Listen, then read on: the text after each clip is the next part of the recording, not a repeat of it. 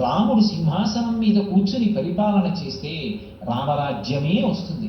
అంటే పరిపాలన చేసేటటువంటి వారి యందు ధర్మమునందు విశేషమైనటువంటి అనురక్తి కలిగేటట్టుగా చెయ్యగలిగినటువంటి దైవము కూడా ఆ రాముడే. అందుకే ఆ రోజున అందరూ కూడా పట్టాభిషేకంలోంచి మకుటధారణ సర్గ చదువుతారు.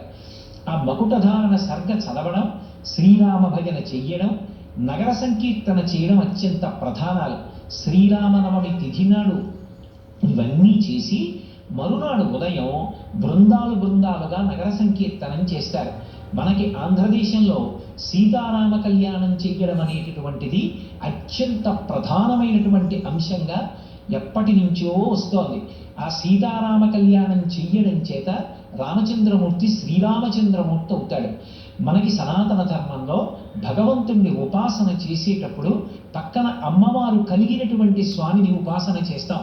అందుకే శశి పురంధరాభ్యాం నమః, అరుంధతి వశిష్టాభ్యాం నమః, పార్వతీ పరమేశ్వరాభ్యాం నమః అలా పిలుస్తాం. సీతారామాభ్యాం నమః.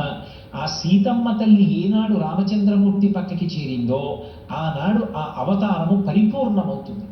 ఎప్పుడెప్పుడు స్వామి అవతార స్వీకారం చేస్తాడో అప్పుడప్పుడు ఉండలేక వెంట అనుగమించి వచ్చేటటువంటి వారిలో ఒకరు ఆ సాక్షాత్ శ్రీ మహాలక్ష్మి. అందుకే గోపరాజు గారు